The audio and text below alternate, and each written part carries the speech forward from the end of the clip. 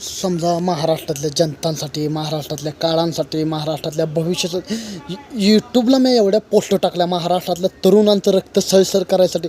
महाराष्ट्रात तुम्हाला सांगतो यूट्यूबला मी गाजाय आलो नाही, पब्लिसिटी करायला आलो नाही, एवढं फॉन फॅलोंगी करायसाठी आलो नाही, हे करायसाठी आलो नाही.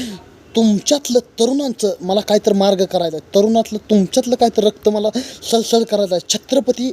छत्रपती शिवाजी महाराजांच्या आशीर्वादाने संपूर्ण महाराष्ट्रातले मावळं सगळी जुळवा मुक्ती 15वी शिकलेली, 18वी शिकलेली, काय मुलांना नोकरी लागत नाही, ती बेरोजगार पडते, ती काय तरुण ही होते ती वैतागून तरुणांना नोकरी लागत नाही, ही लागत नाही. महाराष्ट्रातल्या दिग्गज जनतांवरनी, महाराष्ट्रातल्या गोरगरिबावरनी भ्रष्टाचार होतो, अत्याचार होतो. ह्यांच्यासाठी कोण लढत नाही. गरिबावरनी अन्याय होतो, गरिबांच्या जनतांसाठी त्यातनं एक वाचा फोडतोय आम्ही, एक न्याय मिळवायची कामं करतोय. मग एवढं निश्चितपणे आम्ही एवढं लढून एवढं जनतांसाठी आम्ही कामं करून सकाट तुम्ही आम्हाला सपोर्ट करत नसला तर काय उपयोग आहे. हो का, मी स्वतः काही सकाट करत नाही.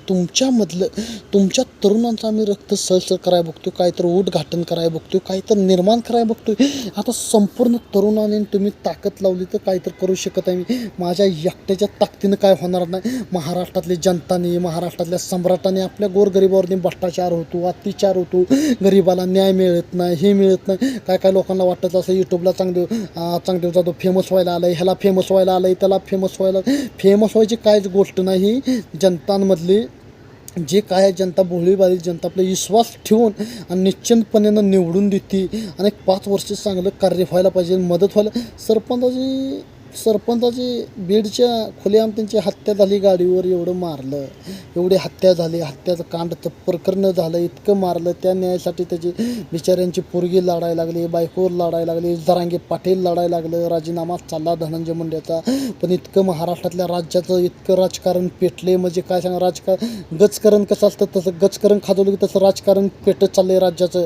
गजकरण कसं असतं तसं राजकारण खाजवलं की तसं पेटत चाललंय. इतकं महाराष्ट्रात इतकं मोठं राजकारण पेटत चाललंय. मी मारायला सकाट घाबरत नाही, मी कोणालाच घाबरत नाही, मी कोणालाच भेट नाही. महाराष्ट्रात जनतांसाठी गरिबावरनी कुठं भ्रष्टाचार होईल, कुठं अत्याचार होईल. आणि आपले असे जे खासदार ओमराजे लोकप्रिय आपलं धाराशिवचं, त्यांनी महाराष्ट्रातल्या राज्यासाठी, महाराष्ट्रातल्या तरुणांसाठी एक प्रेरणा आहे. ती गरिबांसाठी लढते, ती निश्चितपणे कामं करते ती. आणि धाराशिवमध्ये पण सगळे देशमुख कुटुंब ही सगळी सामान्य जनता त्या मोर्चात सहभागी होणार आहे. ती महाराष्ट्रातल्या जनताने देशमुख कुटुंबाला निश्चितपणे न्याय द्यायला पाहिजे. महाराष्ट्रातल्या जनताला हेच मेसेज पाठवते. महाराष्ट्रातले तरुणांचं तर रक्त सळसळ करायला पाहिजे. महाराष्ट्रातल्या राज्यासाठी, महाराष्ट्रातल्या येणाऱ्या काळासाठी, भविष्यासाठी आपल्या तरुण पिढीला पण एक चान्स भेटायला पाहिजे. आपल्या तरुणाला पण एक चान्स भेटायला पाहिजे उभं राहायला, इलेक्शनला, त्याला कॅन्डिडेटला, ह्याला त्याला.